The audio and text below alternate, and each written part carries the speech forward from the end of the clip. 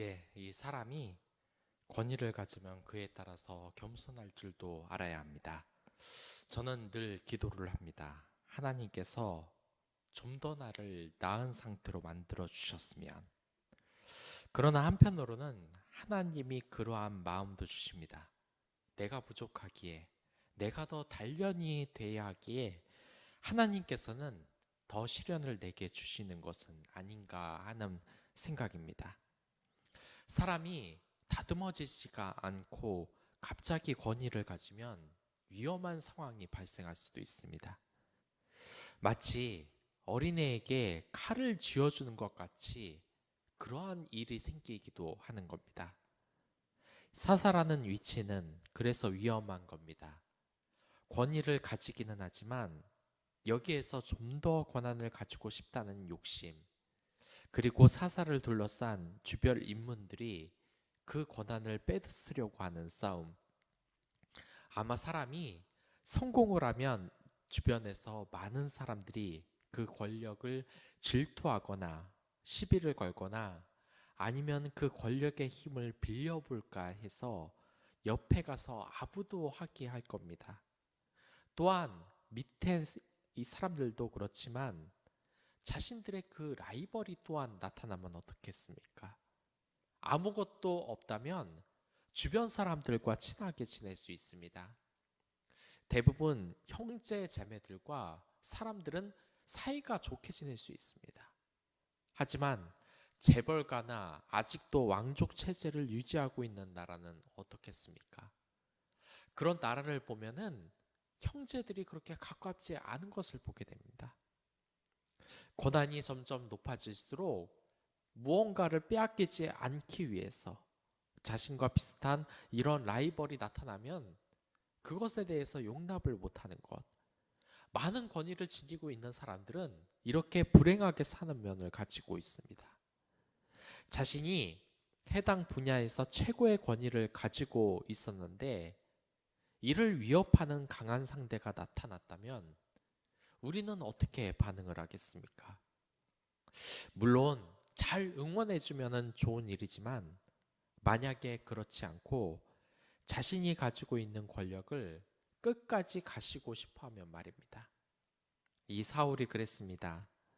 이제 다윗의 이름이 높아지자 다윗이 자신의 왕위를 위태롭게 할 사람으로 생각하고 잔인한 일을 벌이지 않았습니까? 그래서 그는 이 질투심으로 인해서 스스로 망가지고 말았습니다. 우리가 인생을 살아가면서 정말 배워야 하는 가치가 바로 여기에 있는 것입니다. 나보다 잘난 사람은 항상 나오기 마련입니다. 내가 교회 공동체에서, 사회 공동체에서 가장 잘하고 있다는 착각은 정말 무서운 것입니다.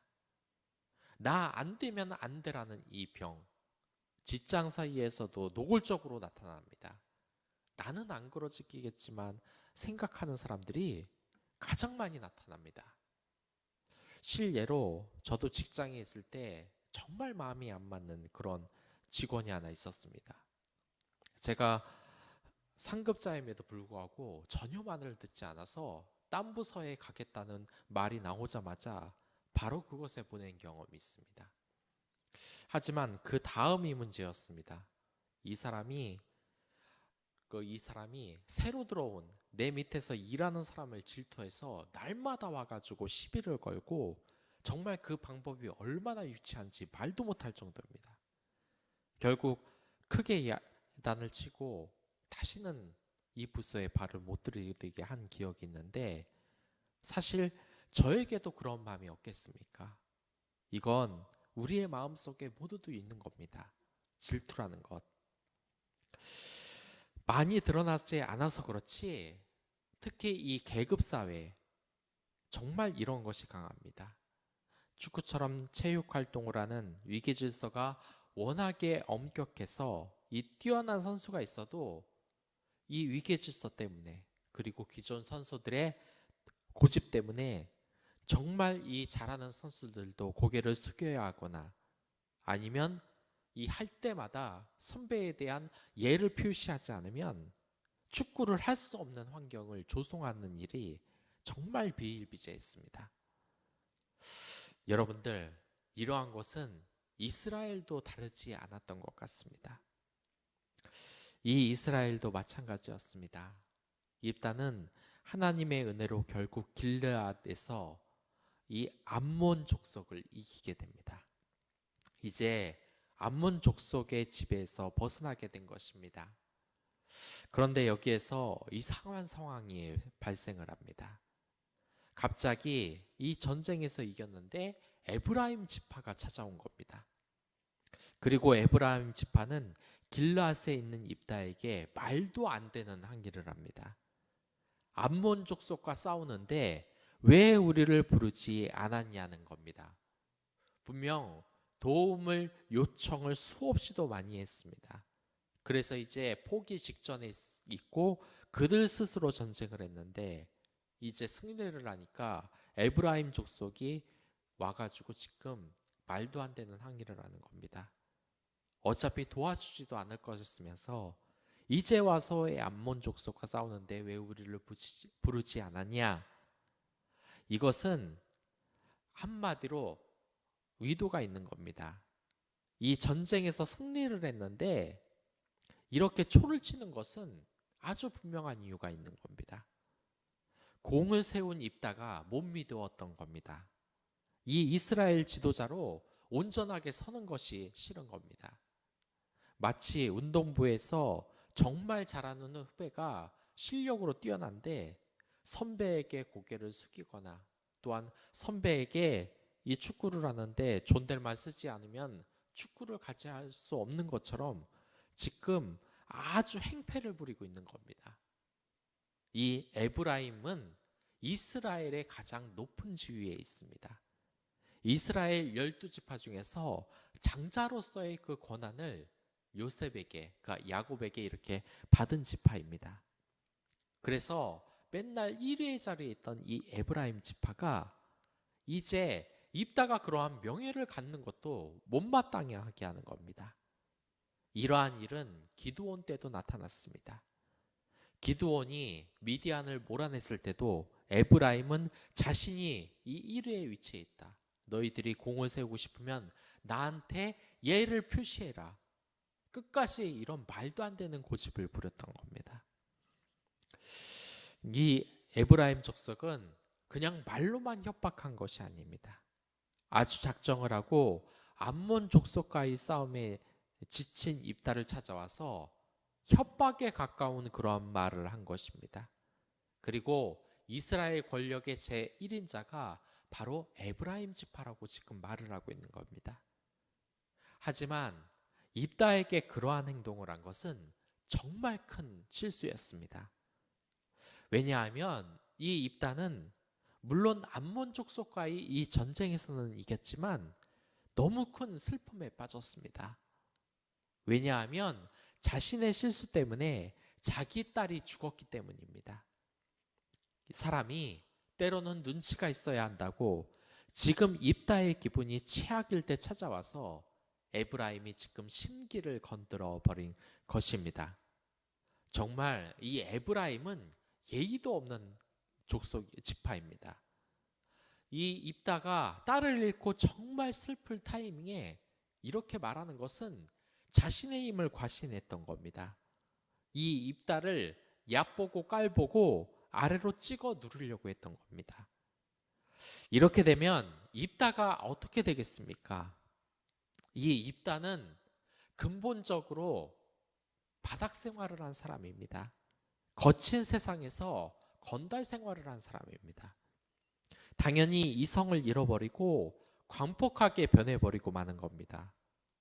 그렇기 때문에 입다는 에브라임과 전쟁을 벌입니다. 그리고 입다는 이 전쟁에서 결국 승리를 합니다. 그러나 여기에서 끝이 아니었습니다. 에브라임은 자신의 출신을 숨기고 도망을 가려고 했습니다. 하지만 이미 분노한 입다는 이 에브라임 사람들을 살려 돌려보낼 그럴 생각이 없었습니다. 그래서 에브라임 사람들만 가지고 있는 이 사투리를 가려내서 이 사투리를 쓰는 에브라임 사람들은 모두 죽입니다. 그리고 그 수가 4만 2천 명에 이르게 됩니다. 사실 알고 보면 에브라임은 정말 어리석은 짓을 벌였습니다. 왜냐하면 암몬 족속이 괴롭혔던 길르앗닷은 원래 에브라임 땅도 아닐 뿐더러 므낫세 지파의 땅이었기 때문입니다. 그러니까 지금 다른 지파의 땅에 와가지고 자신이 주인 행세를 하려고 하는 것입니다. 평소에는 다 네 땅이니까 네가 보호해 라고 하면서 단 한 번도 도움을 준 적이 없다가 막상 입다가 암몬 족속을 몰아내는 큰 공로를 세우자 그 공을 자신들이 가로채려고 하는 겁니다.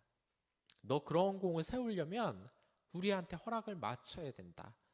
이 스포츠 운동부에서 말도 안 되는 성부의 그런 선배의 횡포처럼 지금 말도 안 되는 장자의 지파의 횡포를 지금 입다에게 말하고 있는 것입니다. 하지만 그 대가는 정말 혹독했습니다. 이것으로 인해서 4만 명 이상의 에브라임 사람이 죽어버린 겁니다. 지금 사사기를 계속해서 나아가고 있는데 한 가지 공통점이 있지 않습니까? 하나님의 은혜로 사사가 계속 나오기는 하지만 결코 문제가 외부에 있는 것이 아니라 내부에서 지금 발생을 하고 있습니다. 밖으로는 이방인들이 많이 이 이스라엘 사람들을 위협하고 있습니다.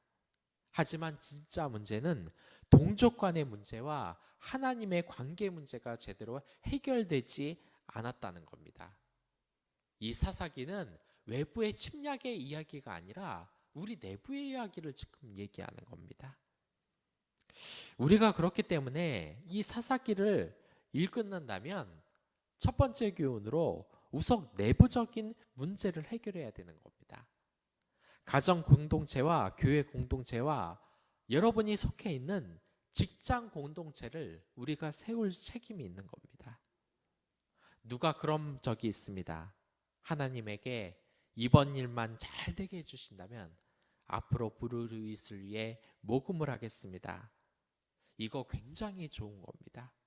이거 그대로 하십시오. 하지만 이웃을 돕는다는 것을 멀리 있는 불우이웃만 돕는 것, 어디 큰 단체에서 TV에서 나오는 그러한 불우이웃만 돕는 것으로 생각을 하면 안 된다는 겁니다. 여러분들의 공동체를 돌봐 보십시오. 이들도 똑같이 이웃인 것입니다. 여러분과 살을 말때는 가족뿐만 아니라 이 직장에서 매일 마주치는 직원들도 바로 이웃인 것입니다. 이러한 이웃에 대해서 하나님께서는 이웃사랑을 실천하라고 우리에게 말하는 것입니다. 가서 그들을 위해서 칭찬 한마디를 해주신 적이 있으십니까? 날마다 우리 동료를 위해 매일 고민하는 우리 동료를 위해서 그를 위하여서 기도를 해주고 커피 한 잔 사주고 인사를 건넨 적이 있으십니까? 이것이 바로 내부의 공동체를 세워가는 것입니다. 물론 해외에 기부하고 비행기 타고 나가서 봉사하는 것도 위대하고 선한 일이긴 합니다. 그건 그것대로 하고 또 중요한 것이 내 주위의 이웃을 바로 사랑하는 것입니다. 선행하는 것, 이웃사랑이라는 것은 어디 계획을 세우고 엄청난 프로젝트를 하는 것이 아닙니다. 한 달 동안 아주 치밀하게 계획을 세워서 보육원에 가서 거기서 시설들을 다 고치고 대규모 공사를 해가지고 무슨 샤워장 하나를 만들고 집을 하나 짓고 그러한 것이 이웃사랑이 아니라 물론 그런 것도 이웃사랑입니다. 진짜 이웃사랑은 내 주변에 있는 이웃을 돌보는 겁니다. 옆집 아파트에 아무런 신경을 쓰지 않았다면 인사부터 가볍게 시작을 해보시기 바랍니다. 그들에게 따뜻함을 전해주시기 바랍니다. 고민하는 기운이 있는 직장 동료나 학교 동료가 있다면 그를 위해서 기도해 주는 것이 우선인 것입니다. 자, 그리고 이제 입다 다음으로 사사인 입산과 엘론과 압돈이 등장해야 합니다. 사사들은 이스라엘 각지에서 이렇게 나옵니다. 입다가 길르앗에서 활약을 했는데 입사는 에브라임 출신입니다. 물론 이 베들레헴이 유다 지파 땅에 있는 예수님이 탄생한 이 베들레헴인지 스불론 땅의 베들레헴인지는 아직 확실하게 모릅니다. 그리고 이 입사는 혼인 전책을 추진합니다. 구절을 보면 입사는 자신의 딸들을 이방인들에게 시집을 보내고 아들들은 이방인 여자를 데려다가 혼인을 시켰습니다. 왜 입산이 자기의 아들, 딸들을 가나안 사람들에게 결혼을 시켰겠습니까? 이건 우리나라 왕들도 택했던 방식인데 왕건도 그랬습니다. 결혼을 해서 서로 친인척 관계가 되어야만 서로 싸우지 않고 잘 지낼 수 있기 때문입니다. 매일 싸움이 일어나는 시대에 이방인들 때문에 이스라엘이 얼마나 걱정이 되겠습니까?